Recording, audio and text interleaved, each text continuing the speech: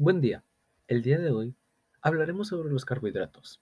El equipo está conformado por Emiliano Cuevas, Yesenia Flores, Cristian González, Silvia Guillén, Andrea López, Alison López y Gael Rodríguez.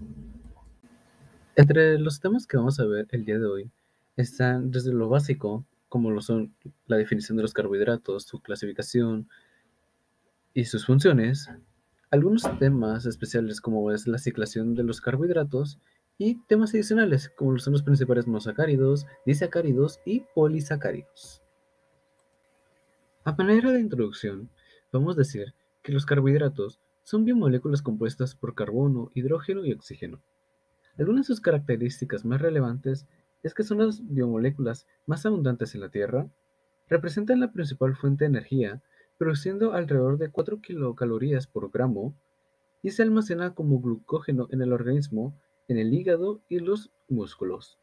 Es importante mencionar que el término carbohidrato o hidrato de carbono es poco apropiado, puesto que estas biomoléculas no son átomos de carbono hidratados, sino que constan de átomos de carbono unidos a grupos funcionales como carbonilo e hidroxilo.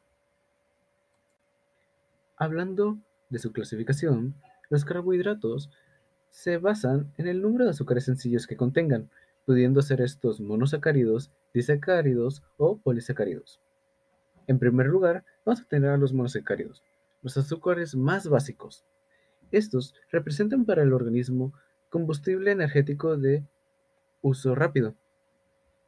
Estos pueden clasificarse según la naturaleza química de su grupo carbonilo y según el número de átomos de carbono que posean. Atendiendo a la naturaleza química del carbonilo, si se trata de un aldehído, el monosacárido se va a denominar aldosa. En cambio, si se trata de un grupo cetónico, el monosacárido se va a denominar como cetosa. Como lo podemos ver a la derecha, que tenemos el gliceraldehído y la dihidroxiacetona. Ahora bien, atendiendo al número de átomos de carbono de la molécula, los monosacáridos se van a denominar como triosas, tetrosas, pentosas, etc., en relación al número de átomos de carbono que tengan, ya sea 3, 4, 5, 6 o más. Es importante mencionar que existen monosacáridos de hasta 8 átomos de carbono. Por su parte, vamos a tener los disacáridos, o también conocidos como oligosacáridos, los cuales van a ser dímeros formados por dos moléculas de monosacáridos, iguales o diferentes, que se van a unir mediante un enlace glucosídico. Este enlace se puede realizar de distintas formas. La primera, mediante los carbonos anoméricos de ambos monosacáridos, y la segunda, entre el carbono 1 y el carbono 4 de los monosacáridos, como es el caso de la maltosa. Por último, vamos a tener a los polisacáridos, los cuales son polímeros de monosacáridos unidos por enlaces o glucosídicos. Entre los polímeros naturales, aquellos más abundantes son el almidón, el glucógeno y la celulosa. Cabe mencionar que, si en algún momento se necesita, el almidón se puede hidrolizar para emplearse como una fuente de energía para el cuerpo. Entrando un poco más en materia, tenemos que cuando se ciclan los carbonos nos pueden dar dos tipos de ciclaciones, las ciclaciones piranas y las ciclaciones furanas. Las ciclaciones piranas están formadas de 6 átomos de carbono, mientras que las ciclaciones furanas están formadas por 5 átomos de carbono. Las ciclaciones furanas son más simétricas que las piranas. Bueno, yo voy a explicar lo que es el carbono asimétrico. También se conoce como quiral. Es aquel carbono que tiene sus cuatro valencias unidas a radicales distintos. Como podemos ver en la imagen, hay un carbono central y alrededor tiene elementos completamente distintos. Solo es asimétrico si todos son exactamente distintos. Eh, la existencia de carbonos asimétricos hace que los carbohidratos tengan actividad óptica y pues pueda presentarse una isomería. ¿Qué quiere decir que haya una isomería? Que la molécula tiene exactamente la misma fórmula, sin embargo, hay una diferente posición de su estructura. Eh, en la imagen podemos ver que tenemos al ácido láctico y en la izquierda tiene un hidrógeno y en la derecha tiene un hidroxilo. Sin embargo, en el ácido L-láctico, que tiene los mismos elementos, pero están invertidos con su posición al primero, ¿no? Con respecto al primero. Esto sería una isomería. Los glúcidos, al estar en una disolución acuosa, se suelen presentar en sus formas cíclicas, en la que el grupo carbonilo ha formado un enlace con el oxígeno de un grupo hidroxilo de la misma cadena. Dependiendo del enlace que formen, se clasificarán en hemicetal o hemiacetal.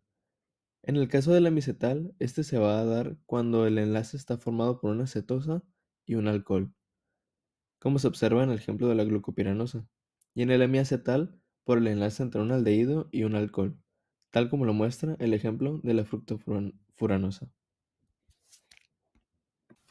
Hablando propiamente de la ciclación de carbohidratos, también conocida como el cambio de la proyección de Fischer a una estructura de Haberts, consta de 6 pasos. Eh, Vamos a empezar por enumerar los carbohidratos. En este caso son 6 carbohidratos. E identificar el grupo. El grupo en este caso es una aldosa, una exoaldosa que va a ser proyectada en forma alfa. Entraremos un poco de más a detalle en lo que esto significa, pero en general significa que esto significa que vamos a usar 6 carbonos y se va a hacer proyectada de manera alfa. Valga la redundancia. Ahora, vamos a enumerar los carbonos. Ya enumerados, vamos a identificar en el penúltimo carbono su grupo OH. Una vez localizado este grupo OH, vamos a ver cómo se libera el grupo OH, generando el hidrógeno, genera una carga negativa en el O del penúltimo carbono. Esto hace que necesite un enlace y a su vez provoca que este penúltimo O ataque al grupo carbonilo, al carbono del grupo carbonilo, haciendo que se forme un enlace y rompiendo el doble enlace con el O del primer carbono, rompiendo uno de los dos enlaces, haciendo que se forme un OH al intentar recuperar el grupo o el enlace que le faltaba.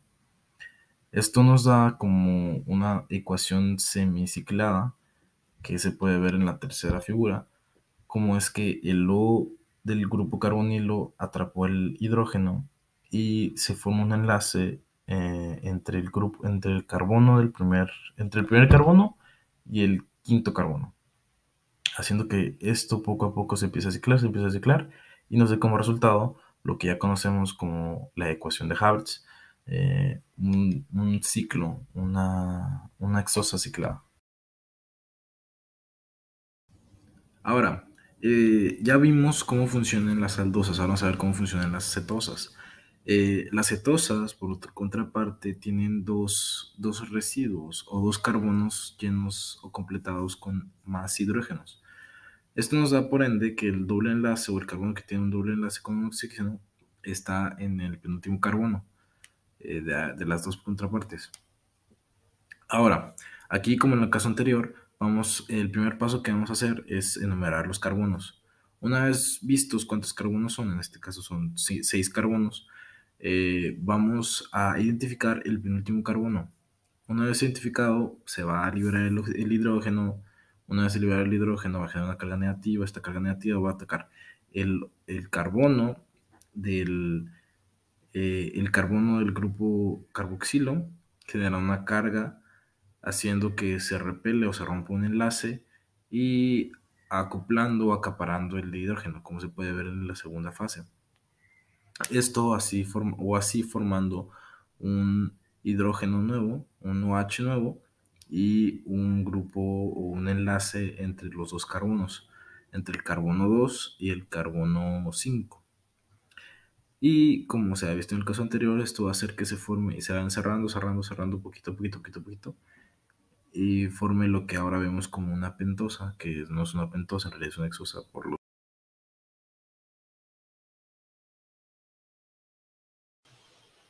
Entre los principales monosacáridos encontramos a la glucosa, que se obtiene de las frutas y los productos como la miel y el azúcar mascabado. La glucosa es la principal fuente de energía para el cuerpo humano. Fructosa. Principalmente se encuentra en frutas como manzanas, zumos de frutas, miel y hortalizas.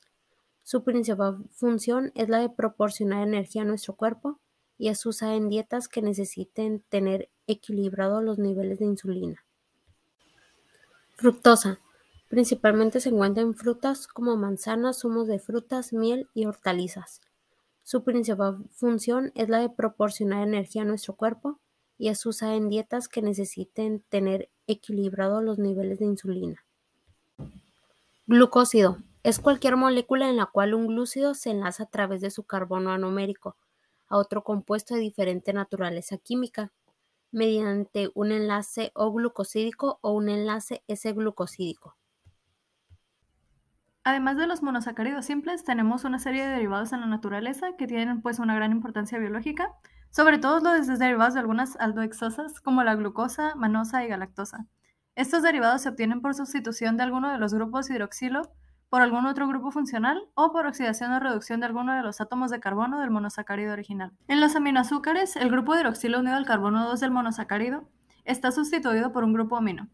Como ejemplos tenemos la glucosamina, manosamina y galactosamina. En los azúcares alcoholes, estos se obtienen por reducción del grupo carbonilo a grupo hidroxilo.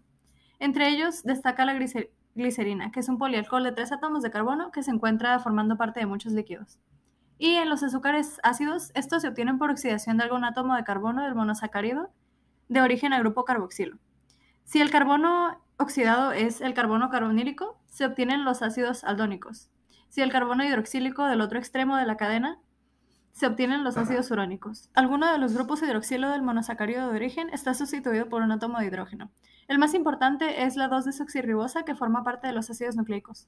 En el caso de los azúcares fosfatos, son azúcares fosforilados en alguno de sus grupos hidroxilos. Y los glucósidos, los hemiacetales y hemicetales pueden reaccionar con una segunda molécula de alcohol para, al liberar una molécula de agua, dar lugar a acetales y cetales respectivamente. Los disacáridos son 2 monosacáridos unidos por enlace glucosídico. Pueden ser 2 tipos de uniones. Pueden ser unidos por mediante un enlace glucosídico de tipo alfa 1,4. Esto deja un carbono anomérico libre en el segundo anillo. O puede ser por los carbonos anoméricos de ambos monosacáridos. Tenemos disacáridos con uniones alfa y beta. Los de unión alfa serían la sacarosa, trealosa y maltosa. Y de unión beta sería celobiosa, lactosa y gentiobiosa. La sacarosa, maltosa y lactosa son tipos de azúcares que podemos encontrar principalmente en la alimentación. Uno de los principales polisacáridos es el almidón, el cual es la principal reserva de carbohidratos que sintetizan las plantas y a su vez también es la principal fuente de glucosa para la alimentación de los animales. Este está formado por una mezcla de 2 polisacáridos, la amilosa en un 20% y la amilopectina en un 80%, y su función es la reserva de energía en los vegetales. Por otro lado está el glucógeno, el cual es un polisacárido de reserva de glucosa en los animales, pero también representa el principal carbohidrato de almacenamiento en el cuerpo, sobre todo en el hígado y en el músculo. En el hígado su función es proporcionar glucosa para tejidos extrahepáticos, mientras que en el músculo sirve como una fuente fácil de combustible metabólico para el uso de dicho músculo. Por último se encuentra la celulosa, la cual es un componente estructural de las paredes de las células vegetales y este es un polímero lineal de glucosa unido por enlaces beta 1,4 glucosídicos. Y pues su función es de sostén, ya que forma parte de la pared celular de los vegetales en una proporción del 40%. Por último tenemos a los glucoconjuntos, el cual son los carbohidratos covalentemente enlazados a lípidos o proteínas. Mencionaré los 3 principales, comenzando con las glucoproteínas, el cual son las moléculas compuestas por una proteína unida a uno o varios hidratos de carbono, ya sean simples o compuestos, y pues su función está en el reconocimiento celular cuando están presentes en la superficie de las membranas plasmáticas, como se puede observar en la imagen. Siguiendo con los glucolípidos, que estos son cualquier compuesto que contenga uno o más residuos monosacáridos unidos a través de un enlace glucósido a una molécula hidrofóbica. Estos forman parte de la bicapa lipídica y pues su función es que interactúan en el reconocimiento celular y como receptores antigénicos. Por último, los glucopéptidos son proteínas que contienen carbohidratos enlazados covalentemente a cadenas polipeptídicas y su función es que interactúan en la pared bacteriana inhibiendo la síntesis del peptidoglucano. Conclusión.